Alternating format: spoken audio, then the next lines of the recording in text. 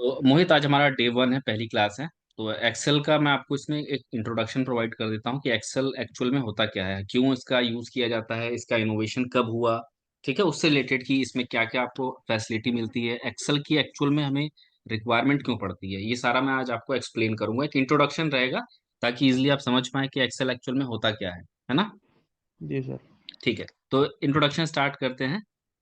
Excel में actual में क्या है ना कि एक्सेल जो है हमारा एम एस ऑफिस का एक पार्ट होता है। ठीक है, जैसे एम एस ऑफिस मान लीजिए कि आपने मारुति सुजुकी का नाम सुना होगा, है ना। जी सर। मारुति सुजुकी समझ लीजिए कि एक ऐसा ब्रांड है कि जिसके अंदर बहुत सारी कार हैं, अलग अलग लेवल की है, जो मैन्युफैक्चरिंग होती है, अलग अलग टाइप की होती है। 4 सीटर होती है, 2 सीटर भी होती है, 7 सीटर भी होती है ना। But ji actual sir. में जो मारुति सुजुकी है वो एक ब्रांड है, उसके अंदर बहुत सारी चीजें हैं। तो ठीक उसी तरह से हमारा जो मेन है वो है एम एस ऑफिस। इसको आप समझ लीजिए कि मारुति सुजुकी जो है वो एम एस ऑफिस है।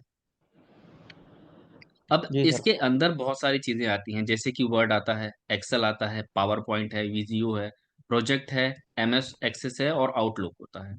मैं एक एक करके आपको बता देता हूँ कि इसमें क्या क्या फीचर्स होते हैं और क्या क्या रिक्वायरमेंट रहती है। जो वर्ड रहता है उसमें हम रिटर्न से रिलेटेड चीजें जो होती है वो मेंशन करते हैं। ठीक है। जी सर। एक्सेल जो हमारा मेन टॉपिक है उसको हम समझेंगे कि पहले कि हमारा मेन टॉपिक जो है वो एक्सेल है। एक्सेल में एक्चुअल क्या है, कैसी चीज है। तो एक्सेल जो होता है ना, एक पावरफुल एप्लीकेशन है जिसके अंदर आपको एम एस ऑफिस मिलता है। डेटा आप एक्सट्रैक्ट कर सकते हैं, उसमें आप डेटा की क्लीनिंग कर सकते हैं, डेटा माइनिंग कर सकते हैं, डेटा विजुअलाइजेशन कर सकते हैं, डेटा को एनालाइज कर सकते हैं। यानी कि हम एक्सेल के अंदर, जो कि एक बहुत ही पावरफुल एप्लीकेशन है, उसके अंदर हम लोग डेटा को क्लीन कर सकते हैं, उसको और शॉर्ट कर सकते हैं, उसको एक्सप्लेन कर सकते हैं, मिनिमाइज कर सकते हैं। बहुत सारी चीजें हम लोग डेटा के अंदर कर सकते हैं। बट जब हमारे पास एक्सेल स्टार्टिंग में आया था, तो सन था 1989। पहली बार ये वो टाइम था जब पहली बार एक्सेल को इंट्रोड्यूस किया गया था सबके सामने। उन 1989 में जब एक्सेल को इंट्रोड्यूस किया गया था, तो उस समय इसको जो प्रेजेंट किया गया था वो CUI यानी कि कैरेक्टर यूजर इंटरफेस के नाम से प्रेजेंट किया गया था। डायरेक्ट एक्सेल नहीं था, बट उसके अंदर ये चीजें थी कि ये एक्चुअल में छोटी छोटी चीजों को मॉनिटर करता था। जतिन, आप अपना कैमरा क्लोज कर दीजिए, आपका विजुअल हो रहा है कैमरा। ठीक है। तो बात कर रहे थे हम लोग कि एक्सेल को कब लॉन्च किया गया था। एक्सेल जब लॉन्च हुआ था तो CUI कैरेक्टर यूजर इंटरफेस इस नाम से ये लॉन्च हुआ था। इसमें क्या होता था ना कि हम बहुत बेसिक सी इंफॉर्मेशन मेंशन करते थे, छोटी छोटी जानकारियां होती थी, सब कुछ नहीं होता था। आज हमारे पास जो एक्सेल है, इसमें बहुत सारी चीजें हैं। उस वक्त जो हमें एक्सेल मिला था, तो उसमें छोटी छोटी डेटा एंट्री हो गया, नॉर्मल जैसे डेट हो गया, अमाउंट हो गया, किसके नाम से कितना पैसा लिया गया, पेमेंट कब आई कब गई, छोटी छोटी चीजें उसके अंदर होती थी। उसके बाद से अब एक्सेल को क्या हुआ कि अपडेट किया गया था 1992 में, यानी 1992 में एक्सेल के अंदर कुछ अपडेट किए गए थे। अपडेट क्या हुए थे कि अब हम एक्सेल के अंदर ग्राफिक के थ्रू चीजों को एक्सप्लेन कर सकते हैं। यानी कि जैसे कि आप ये से देख सकते हैं, ये ग्राफिक है, आपने क्या काम किया, किस मंथ में हुआ, कैसे हुआ, अब हम ग्राफ के थ्रू भी इसको एक्सप्लेन कर सकते थे। जब हमारे पास पहले एक्सेल लॉन्च हुआ था तो बहुत बेसिक सा था। ठीक है। 1992 के बाद एक्सेल में बहुत सारे अपडेट होते चले गए धीरे धीरे करके।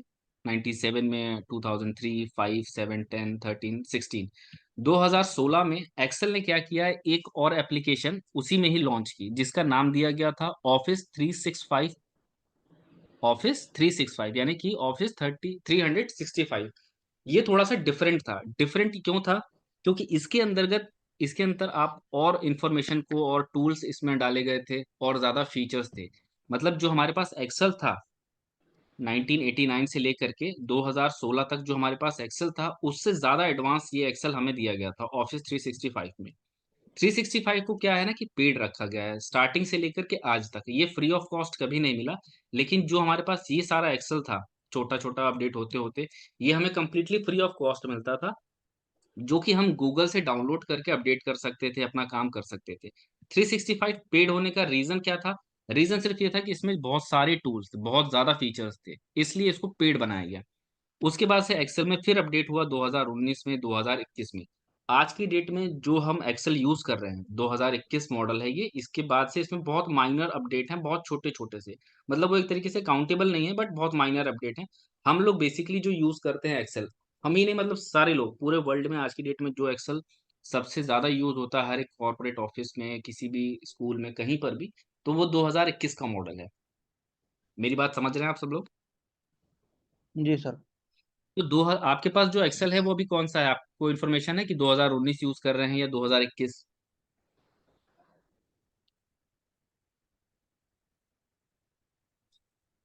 जानकारी है इस बात की कि कौन सा एक्सेल यूज कर रहे हैं आप अभी? नहीं सर। नहीं सर। अच्छा, कोई बात नहीं। अगर आपके पास एक्सेल, अभी एक्सेल है आपके पास? सर नॉर्मल एक्सेल है सर। नॉर्मल एक्सेल यूज कर रहे हैं आप, कोई बात नहीं, मैं आपको बता हाँ, दूंगा है सर, कि एक्सेल तो है सर। एक्सेल है वो 2019 का है या 2021 का है, ये हम चेक करेंगे। तो मैं आपको अपडेट कर दूंगा, बता दूंगा कि आपके पास जो एक्सेल है वो कौन सा है, उसको हम अपडेट कर देंगे। अपडेट वो फ्री ऑफ कॉस्ट हो सर जाता है 21 का इजीली। नहीं है सर, 2021 वाला नहीं है सर, पुराना ही है वो, 2019 का होगा। हाँ, कोई बात नहीं, तो मैं आपको है ना ऐसा करूंगा कि कल मैं आपको अपडेट कर दूंगा। ठीक है, एक जी लिंक सर। शेयर करूंगा, आप उस लिंक के थ्रू उसमें अपडेट कर सकते हैं। अगर कोई चैलेंज आएगा तो आप मुझे बताइएगा, मैं आपको गाइड कर दूंगा कि वो कैसे अपडेट होगा। ठीक है। जी यहाँ सर, तक जो और चीज, ये आप पहली और अब की वो रिकॉर्डिंग दे देना सर। अभी जो रिकॉर्डिंग है हमारे पास, ये पहली रिकॉर्डिंग है। इसमें क्या है ना कि एक्सेल का इंट्रोडक्शन है, तो ये सबसे पहली रिकॉर्डिंग होगी आप लोगों की, जो मैं आपको ग्रुप में शेयर कर दूंगा। ठीक है सर। ठीक है। और जो भी आप अपने स्क्रीन पर देख रहे हैं ना एक्सेल, जिसमें ये सारी इन्फॉर्मेशन मेंशन है, ये सारा भी मैं आपको एक प्रैक्टिस फाइल भी आपको बना करके फॉरवर्ड करूंगा। ठीक है सर। ठीक है, तो अभी टॉपिक पर आ जाए फिर से। जी सर। जी सर। ठीक है, तो 2021 का मॉडल हम यूज कर रहे हैं। आप लोगों ने बताया कि अभी आपके पास अपडेटेड वर्जन नहीं है, मैं आपको शेयर कर दूंगा। अब हम आते हैं थोड़े से फीचर्स के ऊपर कि एक्चुअल में एक्सेल के अंदर होता क्या क्या है। कि टैब्स होते हैं, रिबन होता है, नेम बॉक्स होता है, फॉर्मूला होता है, ये सब एक्चुअल में होता क्या है। आप लोग जो स्क्रीन पर अभी देख रहे हैं ना, ये ऊपर की पूरी लाइन, ये यहाँ से यहाँ तक, ये लंबी जो मैं अपना कर्सर लेकर के जा रहा हूँ ना, ये file, home, insert, page layout, formulas, data review, view, developer help, ये हम जो पूरी एक रो आप लोग देख रहे हैं ना, ये पूरा एक रो, इस रो को हम कहते हैं रिबन। ठीक है। इस रो में क्या होता है ना कि ये हमारे एक्चुअल में फंक्शन देने के लिए सबसे पहले ऑपरेट यही होता है। जब भी हम कमांड देते हैं एक्सेल के अंदर, तो सबसे पहले यही ऊपर की रो होती है जो एक्टिव होती है। उसके बाद होता है नीचे वाली रो, जिसके अंदर आपको क्या है कि इंफॉर्मेशन मिलेगा। इसमें क्या होता है, ये टैब्स कहे जाते हैं। यहाँ पर आप देख रहे होंगे ये लिखा हुआ है क्लिपबोर्ड, फिर लिखा हुआ है फंट, फिर लिखा है alignment, number, style, cell, editing. ये सारी जो चीजें आप अपने सामने देख रहे हैं, ये एक्चुअल में टैब होते हैं। ये हम हाइड भी कर सकते हैं और ये हम अपने सामने रख भी सकते हैं। ठीक है, अभी आपके सामने इसको रखा गया है ताकि आप समझ पाए कि इसका क्या यूज होता है। क्लिपबोर्ड, फंट, इसमें क्या होता है, क्लिपबोर्ड इसमें पेंटिंग से रिलेटेड चीजें आपको मिलती हैं। इसमें होता है कि आप अपना जो शीट है उसके अंदर अगर आप कोई एडिटिंग करना चाहते हैं, कोई कलर मेंशन करना चाहते हैं, या आप किसी तरीके का बॉक्स है उसको डिजाइन करना चाहते हैं, तो वो आप इसके अंदर कर सकते हैं। अलाइनमेंट में क्या होता है कि अगर कोई वर्ड यहाँ पर लिखा हुआ है, जैसे मान लीजिए कि यहाँ पर राम लिखा हुआ है, पहला वर्ड राम लिखा हुआ है, तो अब राम यहाँ पर आप देख सकते हैं कि ये लेफ्ट साइड पर है, ये या राइट साइड पर भी पहुंचाया जा सकता है, ये सेंटर पे भी पहुंचाया जा सकता है। जैसे कि मैंने यहाँ पर क्लिक किया, अब आप देख सकते हैं कि ये जो राम वर्ड लिखा हुआ है, ये सेंटर में आ गया है। अब मैं उसको दोबारा अपनी जगह पर पहुंचाना चाहूँ तो इसको दोबारा पहुंचा सकता हूँ। अगर मैं इसको लेफ्ट से राइट ले जाना चाहूँ तो यहाँ मैं क्लिक करूंगा, उसके बाद से ये लेफ्ट से राइट आ जाएगा। यानी कि हमें ये एक अलाइनमेंट प्रोवाइड करता है कि आप अपने लिखे हुए शब्दों को किस तरह से, किस एंगल पे रखना चाहते हैं। उसके बाद नेक्स्ट जो टॉपिक आता है हमारे टैब्स के अंदर, वो आता है नंबर का। नंबर में जैसे कि यहाँ पर आप देख सकते हैं कि जनरल लिखा हुआ, परसेंट लिखा हुआ है। इसमें क्या होता है कि हम आपको जो नंबर, जो वर्ड आप लिख रहे हैं उसमें जो चीजें मेंशन है, उसके साइज को आप कम कर सकते हैं, ज्यादा कर सकते हैं। यानी कि आप उसको अगर और बोल्ड दिखाना चाहें तो आप बोल्ड दिखा सकते हैं। यहाँ पर आपको परसेंटेज वगैरह भी रहता है। अगर आपने कोई डिजिट लिया लिखा हुआ है और वो लेफ्ट से राइट या राइट से लेफ्ट करना चाहते हैं, तो वो ऑप्शन भी इसमें होता है। इसके बाद नेक्स्ट आता है स्टाइल्स। स्टाइल मतलब आपने जो चीजें लिखी हैं, आप उसको अगर कलरफुल करना चाह रहे हैं, उसमें रंग डालना चाहते हैं, कुछ लिखा हुआ, या कलर के माध्यम से आप एक्सेल में कोई चीज हाईलाइट करना चाहते हैं। सपोज मान लीजिए कि 10 से 12 लोगों का नाम इसमें मेंशन है, आपको एक डेटा मिलता है और उस डेटा के अंदर 10 से 12 लोगों का नाम मेंशन है, बट आप कुछ ऐसे नाम है, जैसे कि मान लीजिए कि राम, मोहन और सोहन, ये तीन ऐसे नाम है कि जिनको आप कलर में हाईलाइट करना चाहते हैं। आप कलर के माध्यम से वो डेटा आपके सामने आ जाता है। नेक्स्ट आता है सेल्स। इसमें क्या होता है कि जब आपको कोई डेटा को कोई इन्फॉर्मेशन मिला हुआ है, तो ये जो शीट आपकी बनी हुई है, इस शीट में आप क्या कर सकते हैं कि सेल्स में एंटर कर सकते हैं। ठीक है। इसके बाद से नेक्स्ट टॉपिक आता है हमारा एडिटिंग। एडिटिंग में क्या होता है कि अगर आपने कोई भी चीज़ इसके अंदर एक्सेल फाइल में आपने कोई डेटा मेंटेन किया हुआ है, आप उसमें एडिटिंग कर सकते हैं, आप उसमें सर्च कर सकते हैं, आप उसको इरेज कर सकते हैं। एक बात आप सभी लोग ध्यान रखिएगा कि एक्सेल का यूज करना है तो स्पीड के साथ करिएगा। नॉर्मली एक्सेल सब लोग यूज करते हैं, बट स्पीड के साथ एक्सेल यूज करना ये बहुत बड़ा इंपॉर्टेंट टास्क होता है। माउस का यूज जितना कम से कम आप करेंगे, आपकी टाइपिंग स्पीड, आपका डेटा स्पीड, आपकी सारी इंफॉर्मेशन एक तरीके से वो फास्ट हो जाएगी। क्लियर हो रही है मेरी इंफॉर्मेशन? जी सर। जी सर। अच्छा। नितिन और जतिन, आप दोनों लोग बताते रहिएगा अगर आपको ऐसा लग रहा है कि मैं जल्दी बोल रहा हूँ या कुछ आपको समझ में नहीं आ रहा है, तो आप लोग मुझे इंटरप्ट करके बताइएगा कि सर ये इन्फॉर्मेशन अभी हमको समझ में नहीं है, ताकि मैं आपको दोबारा से वो एक्सप्लेन कर सकूं। जी ठीक सर, है। शकील। जी सर। अभी तक हमने जो बातें की हैं वो आपको समझ में आई है? Yes sir. ठीक है, बहुत बढ़िया।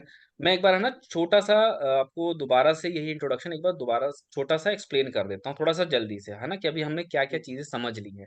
अभी हमने ये समझा हुआ है कि एमएस ऑफिस एक्चुअल में होता क्या है, और इसके अंदर क्या क्या फैसिलिटीज हमें मिलती हैं, किस तरीके की एप्लीकेशन प्रोवाइड की जाती है। और फिर हमने तीसरा पॉइंट चेक किया कि एक्सेल एक्चुअल में होता क्या है। ये एक पावरफुल चीज है जिसके अंदर हम डेटा से रिलेटेड काम को अलग अलग तरीके से कर सकते हैं। एक्सेल को किस टाइम में लॉन्च किया गया, कब बनाया गया और किस तरीके का बनाया गया, ये सब भी आप लोग इसमें जान चुके हैं। ठीक है। उसके बाद से मैंने आपको बताया कि टैब्स क्या होते हैं। ये जो सबसे ऊपर की रो होती है ना, इसको हम लोग टैब्स कहते हैं। ये जो आप देख रहे हैं ना, मेरा कर्सर जहाँ जहाँ जा रहा है, इसको हम लोग टैब्स कहते हैं। इसके बाद से जो ये नीचे की आप लोग हेडिंग देख रहे हैं, जो एक बॉक्स जैसा बना हुआ ना, सेपरेट, ये बीच में लाइन है, यहाँ पर भी लाइन है, इसके अंदर इंफॉर्मेशन है, फिर यहाँ पर एक लाइन है, मतलब ये पूरा जो एक सर्कल आप लोग देख रहे हैं ना लाइन से, ये सेपरेट, इसको हम लोग रिबन कहते हैं, टाइप टैब्स कहते हैं। ठीक है। नेक्स्ट आता है हमारा नेम बॉक्स आता है। नेम बॉक्स क्या होता है? यहाँ पर जब भी हम अपना सेल है, इसको हम लोग सेल कहते हैं, ये जो चार बॉक्स हैं, इन चार बॉक्स को जो कंबाइंड करता है उसको हम लोग सेल कहते हैं। ये जो आप देख रहे हैं ना चार, ये आपके सामने लेफ्ट राइट हो रहा है मूव, इसको हम लोग सेल कहते हैं। तो ये सेल जिस जगह पर होती है ना, उस जगह के बारे में इंफॉर्मेशन जहां पर हमें दिखाई देती है, उस जगह को हम लोग नेम बॉक्स कहते हैं। यानी कि ये जो एरिया है पूरा, लेफ्ट साइड में ऊपर आप टॉप की तरफ देख रहे हैं, ये पूरा है नेम बॉक्स। ठीक है। यानी कि हमारा सेल जहां पर होगा वो हमें बता देगा कि इस वक्त मैं कहाँ पर हूँ। सपोज जैसे मान लीजिए कि मैंने यहाँ पर रखा, तो ये एम है और 36 है, तो आप देख सकते हैं कि एम 36 ये शो कर रहा है। एम यहाँ से हो गया, ये आप देख सकते हैं कि एम यहाँ से हो गया और 36 यहाँ से हो गया। ठीक है। तो ये कंबाइंड किया इसने रॉ की फॉर्म में, इसने आपको सामने से दिखा दिया। ठीक है। मतलब लेफ्ट और राइट और ऊपर से नीचे तक में जो आपको ये शो हो रही है सेल, इसको हम लोग नेम बॉक्स कहते हैं। नेम बॉक्स के अंदर हमारे सेल का नाम आता है कि एक्चुअल में मैं इस वक्त कहाँ पर हूँ। नेक्स्ट चीज आती है हमारा फॉर्मूला बार आता है। फॉर्मूला बार हमारा क्या होता है कि जहां पर ये आप देख रहे हैं, ये लिखा हुआ है, ये पूरा ये लंबा सा एक लाइन, जब भी हम लोग एक्सेल में इस शीट पे कोई भी फॉर्मूला लिखते हैं, तो वो फॉर्मूला हमें यहाँ पर शो होता है, इस जगह पर आता है। मैं एक आपको लिख करके बताता हूँ। बट आपकी जो ये एक्सेल शीट होती है ना, इस एक्सेल शीट के ऊपर आपको फॉर्मूला नहीं दिखेगा, आपको फॉर्मूला दिखाई देगा यहाँ पर। मैं एक आपके सामने लिखता हूँ, मान लीजिए कि मैंने एक फॉर्मूला लिखा रॉ करके, ये एंटर किया मैंने,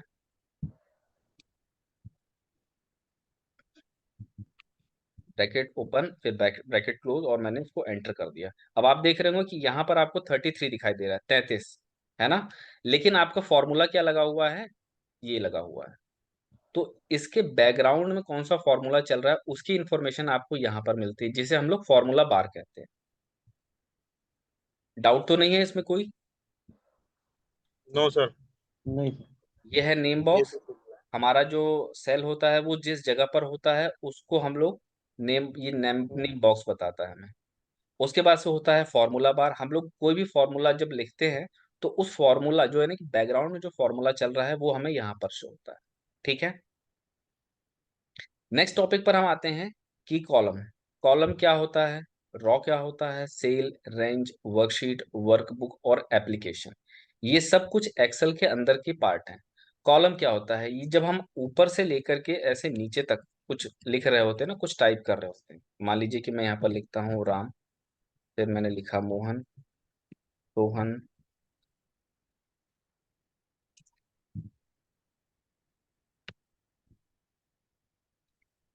अनिल, सुनील।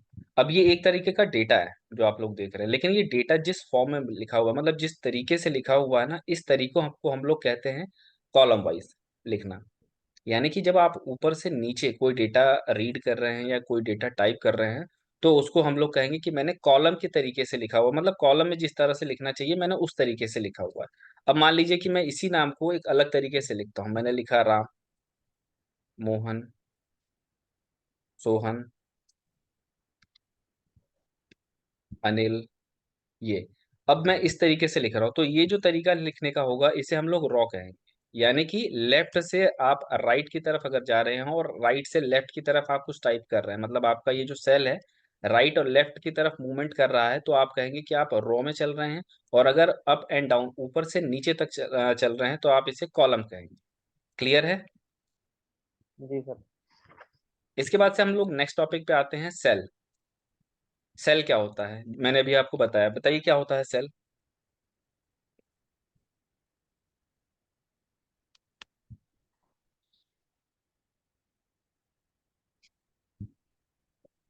मुझे ऐसा लग रहा है कि शायद मैं अच्छे से एक्सप्लेन नहीं कर रहा हूँ, या शायद आप लोग ध्यान नहीं दे रहे हैं, दो में से कोई एक बात हुई होगी।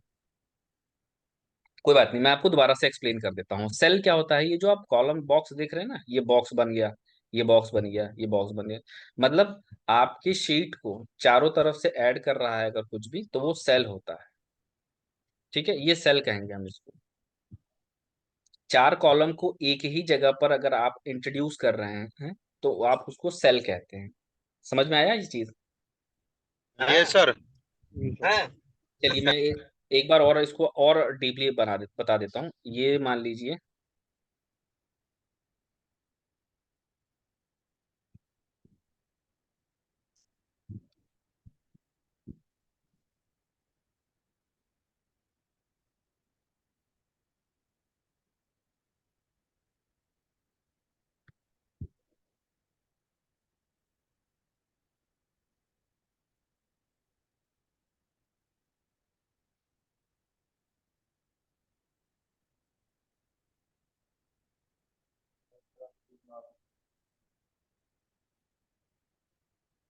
अब ये आप देख रहे हैं कि चारों तरफ से नाम लिखा हुआ है, बीच में यहाँ पर खाली है। अब इस बीच में ये जो स्पेस आपको दिखाई दे रहा है ना, यहाँ पर आपका सेल रखा हुआ है। ठीक है, बीच में। अब इसको जो चारों तरफ से जो आपके बीच में ये स्पेस बन रहा है, इसको हम लोग सेल कहते हैं। सर। मतलब क्लियर हुआ ये चीज? जी सर। मतलब जो आपके चार कॉलम को, चार बॉक्स को, जैसे शतरंज वगैरह खेला है आपने किसी ने? कोई शतरंज के बारे में जानता है, खेला है किसी ने? नहीं नहीं सर, सर। शतरंज भी नहीं खेल रहा। कच्चे अरे, खिलाड़ी हैं शतरंज। शतरंज के कच्चे खिलाड़ी, शतरंज खेलना चाहिए था यार। शतरंज से थोड़ी और अच्छी, मतलब माइंड की भी एक्सरसाइज होती है और चीजें भी बहुत अच्छे से क्लियर होती हैं। चलिए कोई बात नहीं। शतरंज में क्या होता है ना कि एक प्यादा होता है जिसको हम लोग ऊंट कहते हैं। सुना है? नहीं सुना है। ऊंट की खासियत क्या होती है ना, वो चारों तरफ चल सकता है। ठीक है, तो ठीक उसी तरह से सेल भी होता है। सेल भी हमारा चारों तरफ चल सकता है, लेकिन ये जो चारों तरफ से चलने वाला जो टेक्निक है, इसके बीच में ये जो बॉक्स बन के आ रहा है ना, ये बॉक्स, इसको हम लोग सेल कहते हैं। मतलब आपकी एक्सेल शीट के ऊपर अगर आपने कर्सर कहीं रखा हुआ है और वो चारों तरफ से पैक आपको दिखाई दे रहा है ना, ये चारों तरफ से पैक है, तो हम लोग इसको सेल कहते हैं। ठीक है। अच्छा, नेक्स्ट चीज पे आते हैं, रेंज, कलेक्शन ऑफ सेल्स। ये जो ऊपर से नीचे तक आ रहा ना, ये रेंज, ये ये एक रेंज है एक तरह से। मान लीजिए मैंने एक डेटा आपको दिया है, समझने के लिए मैं बता रहा हूँ आपको।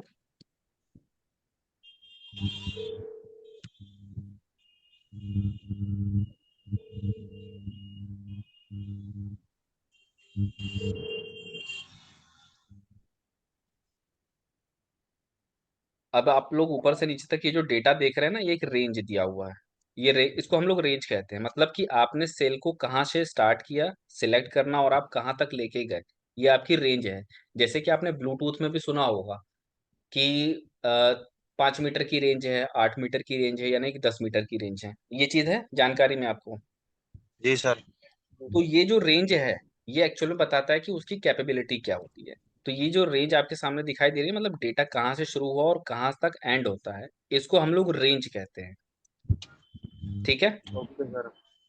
उसके बाद आते हैं वर्कशीट। वर्कशीट यह होता है जिस पर आप काम कर रहे हैं। ये सब जो हमारे सामने ये पूरा ऐसा लिखा हुआ है, ये डेटा लिखा हुआ है, एग्जाम्पल टाइप्स, मतलब आपकी ये जो शीट है ना, ये अभी अगर मान लीजिए खाली कर दिया है ये, इसको हम लोग कहेंगे वर्कशीट। ये जो आपके सामने पूरा ब्लैंक होकर के आ गया, अब आप इसके ऊपर कुछ भी लिख सकते हैं। जी। ठीक है, लेकिन हम जब तक ये खाली है ना, तब तक आप इसको कहेंगे कि ये हमारा वर्कशीट है। वर्कशीट है। ठीक है। वर्क बुक क्या ठीक है। होता है? Collection of worksheet. Work book क्या होता है कि ये जो आपका दिखाई दे रहा है ना, ये पूरा, ये वर्क बुक है आपका, जिस पे आप लोग काम करेंगे अभी जब तक खाली है। ये अभी मान लीजिए जैसे कि अभी ये खाली है, कुछ भी नहीं लिखा हुआ, तो हम इसको शीट कहेंगे। और जैसे इस पर हमने कुछ लिख दिया, कुछ भी टाइप कर दिया, तो ये वर्क बुक हो गई। वर्कशीट। ठीक है, मतलब शीट खाली है तो वर्कशीट, जिस पर हमें काम करना है और कुछ हमने काम कर दिया, उस पर कुछ टाइप हो गया, कुछ लिख दिया, तो वर्क बुक हो जाती है। Application collection of work book. ठीक है। अच्छा, नेक्स्ट टॉपिक पर हम लोग आते हैं, नॉर्मल रेंज। आप लोगों को समझ में आ रहा है ना? ऐसा तो नहीं कि मुझे कुछ समझ में नहीं आ रहा यार, क्या चल रहा है स्क्रीन पर। नहीं सर, आ रहा है समझ में ये। हाँ, देखिए अभी स्टार्टिंग है, पहली पहली क्लास है, तो स्टार्टिंग में ऐसा होता है कि हमें चीज़ें उतनी क्लियर नहीं होती हैं, बट आप लोग अगर बार बार वीडियो देखेंगे, उस पर प्रैक्टिस करेंगे, समझेंगे, तो आपको इजीली समझ में आ जाएगा। अब नेक्स्ट टॉपिक पर हम आते हैं, टाइप ऑफ रेंज। रेंज होते कितने प्रकार के हैं? तो रेंज के जो टाइप है वो दो टाइप होते हैं। पहला नॉर्मल रेंज होता है, दूसरा होता है नेमिंग रेंज। नॉर्मल रेंज क्या हो गया? ये सिंपल सा, ठीक है, ये नॉर्मल रेंज है। अब मैंने इसको मान लीजिए कि कोई नाम दे दिया, तो ये नेमिंग रेंज हो गया। अब इसको हम करके देखते हैं कि एक्चुअल में ये काम कैसे करता है। मतलब समझ में आया आपको? नॉर्मल रेंज का मतलब क्या होता है कि ये ऊपर से नीचे तक ये सब लिखा हुआ है ना, ये पूरा, ये एक रेंज है, यहाँ से स्टार्ट हुआ और यहाँ तक खत्म हो गया। ठीक है, तो ये एक नॉर्मल रेंज है। जब मैं इसको कोई नाम दे देता हूँ, अब जैसे यहाँ पर लिखा हुआ है ना, डाटा लिखा हुआ है, तो ये डेटा जो लिखा हुआ है, ये इसका नाम है।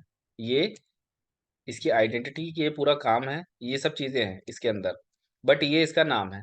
तो जो नॉर्मली चीजें मेंशन है वो है नॉर्मल रेंज हो गया। और अगर मैंने उसको कोई नाम दे दिया, तो ये नेमिंग रेंज हो जाता है।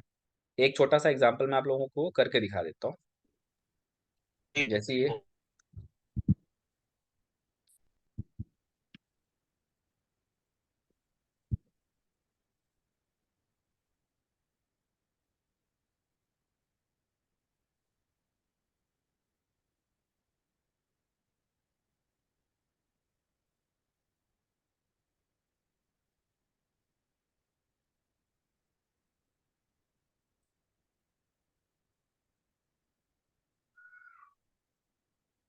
ये आप देख रहे हैं, यहाँ पर डाटा लिखा हुआ है। जी सर। ठीक है, इसको एक नाम दिया गया है। अब मैं अगर डेटा कहीं लिख रहा हूँ ना, डेटा, ये देखिए, तो डेटा मैंने एक्सेल पे लिखा, और एक्सेल पे मैंने जैसे डेटा लिखा, तो इस डेटा इसको पता चल गया कि किसकी बात हो रही है, इसकी बात हो रही है। यानी कि आपने कोई एक पहचान दे दी। सपोज मान लीजिए कि जैसे कोई ऑफिस है, और ऑफिस में बहुत सारे स्टाफ हैं। ठीक है, और उस ऑफिस के स्टाफ में तीन ऐसे लोग, जैसे कि 10 लोग हैं, 10 लोगों का ऑफिस का स्टाफ है, और उसमें से तीन ऐसे लोग हैं कि जिनका नाम सेम है, मोहन नाम है, सेम नाम है। ठीक है, अब मोहन आप आवाज लगाएंगे, और सारे 10 एक साथ खड़े हैं, तो आपने आवाज लगाई मोहन, तो वो जो तीन होंगे ना जिनका नाम मोहन होगा, वो ऑटोमेटिकली आपकी तरफ देखना स्टार्ट कर देंगे। लेकिन पर्टिकुलर आप कौन से मोहन को बुला रहे हैं, ये जानना बहुत जरूरी होगा। तो यानी कि हम उसको एक नाम दे देते हैं। तो हम मोहन को एक नाम दे रहे हैं कि मान लीजिए बड़ा मोहन। तो ये जो नाम आपने दिया ना, नेमिंग, यानी कि आपने किसी डेटा को नाम दे दिया, उसको एक अलग से पहचान दे दी, ताकि वो 10 लोगों की भीड़ में या 50 लोगों की भीड़ में वो अलग ही आपको, एक बार आवाज लगाने पर आप उसको समझ जाते हैं। तो यानी कि अगर हमारे पास कोई ऐसा डेटा है जो हम बार बार यूज कर रहे हैं, कंटिन्यू यूज करते हैं, मतलब हमारे रूटीन में ही है कि हमारे पास ये डेटा बार बार आता रहता है, तो ऐसे डेटा को हमने एक नाम दे दिया कि ये डेटा हम बार बार यूज करेंगे, तो हमने एक्सेल शीट में एक नाम दे करके उसको रजिस्टर्ड कर दिया कि जब भी हम वो नाम लिखेंगे, तो ऑटोमेटिकली वही सामने हमारे आ जाए डेटा। ठीक है, इसके लिए इस पूरे प्रोसेस को हम लोग क्या कहते हैं? Naming range. मैंने नाम दिया। और नॉर्मल नॉर्मल रेंज क्या हो गया ना, जो 10 लोग खड़े थे, वो एक पूरी रेंज है, उन 10 लोगों के बीच में मैंने एक अपने जो बड़ा मोहन है, उसको मैंने एक नाम दे दिया। क्लियर हुआ चीज? जी सर। ऐसा लग नहीं रहा यार कि क्लियर हुआ है, मुझे लग रहा है कुछ डाउट है। नहीं सर, क्लियर है सर। नॉर्मल रेंज में सर ये है कि कोई भी हम एक एक्सेल शीट बनाएंगे, उसमें कोई नाम नहीं देंगे उसकी सेव में। हम्म। और नेमिंग रेंज में सर उसको हम सेव कर लेते हैं कोई नाम देकर। आपको नाम देकर के सेव कर लेते हैं। इसलिए नाम देते हैं कि ताकि हमें उसकी जरूरत बार बार पड़ रही है, अब मुझे बार बार मोहन को बुलाना पड़ता है, तो मैंने मोहन को एक नाम दे दिया और उस नाम के थ्रू जब भी मैंने वो आवाज लगाई तो वही मोहन आया उन 10 लोगों के बीच में। यानी कि हमारे पास अगर कोई डेटा है और वो डेटा हमें बार बार यूज होता है तो हमने उस डेटा को एक नाम दे दिया, ताकि इजिली हम उस डेटा को कैप्चर कर सके जब भी हमें रिक्वायरमेंट। ठीक है। अब नेक्स्ट चीज पर आते हैं, टाइप ऑफ वर्कशीट। ये भी बहुत एक इंपॉर्टेंट चीज होती है कि वर्कशीट पर आप क्या टाइप कर रहे हो। तो जो हमारे उसमें टाइप होते हैं तीन। वर्कशीट हमारे पास तीन तरह के होते हैं, एक चार्ट शीट होता है, दूसरा माइक्रो शीट होता है, तीसरा होता है नॉर्मल शीट होता है। तो जो चार्ट शीट होता है, यानी कि चार्ट शीट हमें चार्ट के थ्रू आप कुछ एक्सप्लेन करते हैं, तो कुछ इस तरीके का रहता है।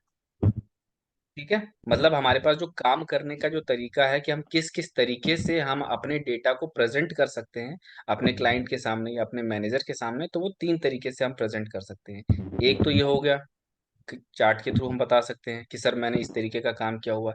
एक हम मैक्रो शीट के थ्रू बता सकते हैं, मतलब हमने कोई एक नाम दे रखा है यहाँ पर छोटी छोटी चीजों का। एक मैंने डेटा बना दिया, उस डेटा पर मैंने कोई फॉर्मूला लगा दिया, तो हम फॉर्मूला के थ्रू भी तुरंत बता सकते हैं कि सर मैं ये काम कर रहा हूँ।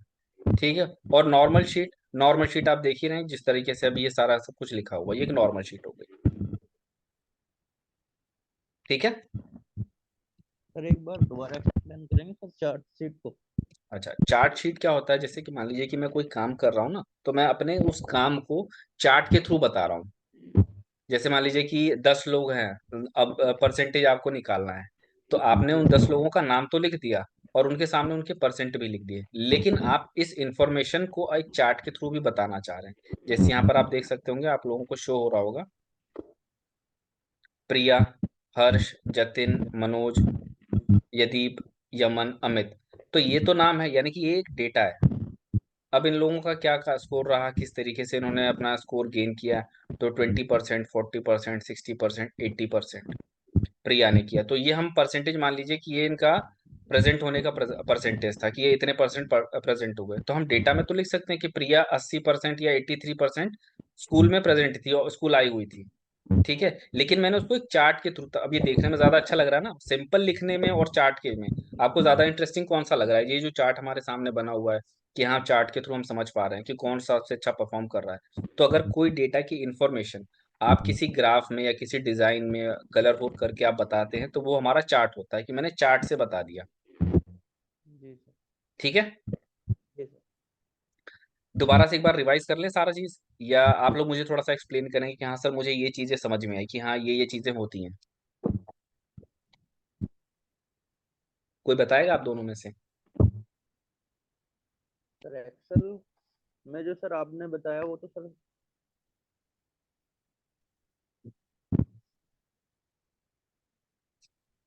ट्राई करो, बताओ। देखो जब बोलोगे वो बहुत इंपॉर्टेंट होता है, बोलना बहुत जरूरी रहता है। ये आप लोग हमेशा से ही ध्यान रखिएगा, क्योंकि आप लोग जो पढ़ाई कर रहे हैं उसके बाद से जो आप लोगों के ऊपर जो टास्क होगा, जो रिस्पॉन्सिबिलिटी होगी, जिस तरह से आपको काम करना है ना, उसमें आपको एक्सप्लेन करना बहुत इंपॉर्टेंट होगा। आपने सिर्फ डेटा बना करके अगर अपने मैनेजर को या अपने क्लाइंट को दे दिया तो इतना सफिशिएंट नहीं होगा। आपने उस डेटा को किस तरीके से बनाया, उस पे क्या क्या काम किया, वो काम कैसे किया, वो सारा एक्सप्लेन करना आपको आना चाहिए। बट एक्सप्लेन आप तब करेंगे जब आपकी बोलने की हैबिट होगी। अगर कोई चैलेंज आ रहा है तो आप बिल्कुल बताइए, अगर आपको समझ में आ गया तो वो भी बताइए कि हाँ मुझे ये चीज़ समझ में आई, हो सकता है कि शायद आपने कुछ गलत ऑब्जर्व किया हो, तो मैं उसको करेक्ट कर पाऊँ।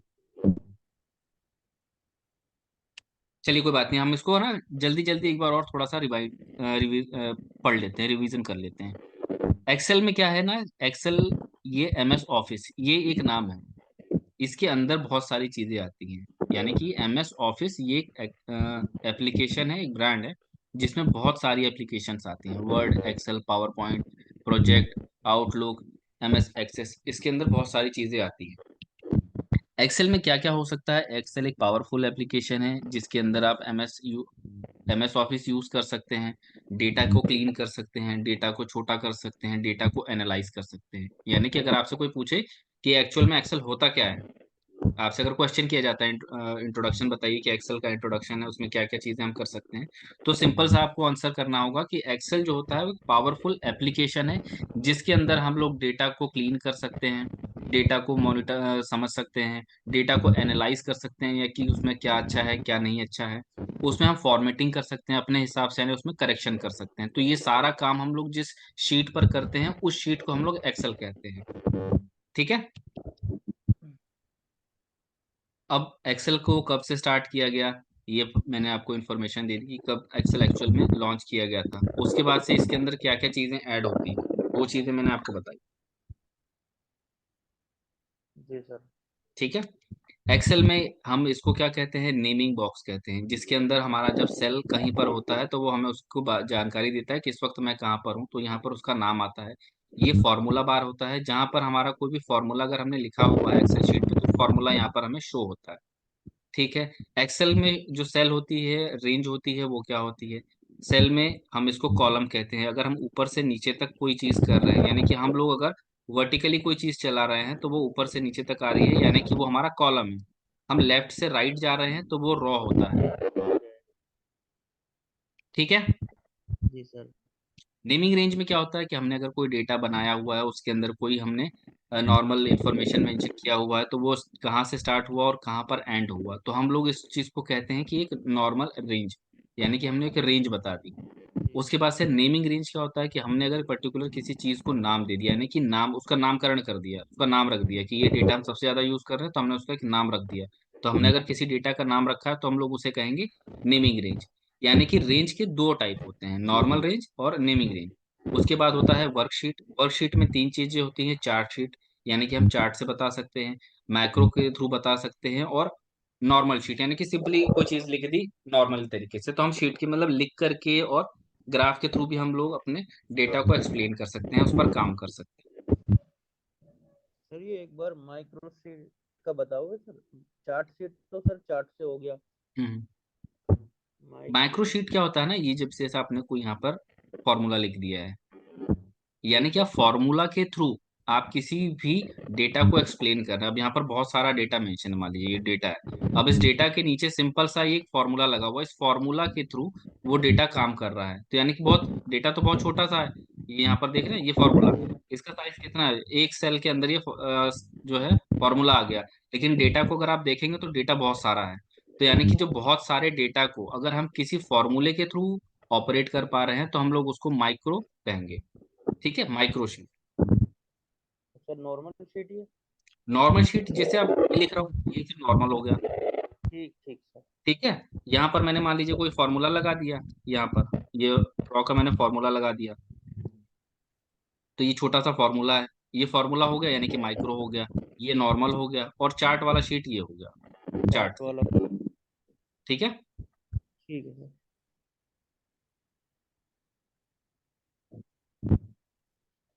चलिए, तो आज के लिए इतना ही क्लोज करते हैं। ठीक है, फिर ठीक आपकी है। जो क्लास होगी नेक्स्ट, वो मंडे को होगी क्लास। Okay sir. सर इसकी मंडे मेरे मिलते को। हैं। इसकी रिकॉर्डिंग और ये जो चार्ट है ये मैं आपको फॉरवर्ड कर दे रहा हूँ ग्रुप ठीक। में। ठीक है। Good evening sir. Okay sir, good evening, thank you so much.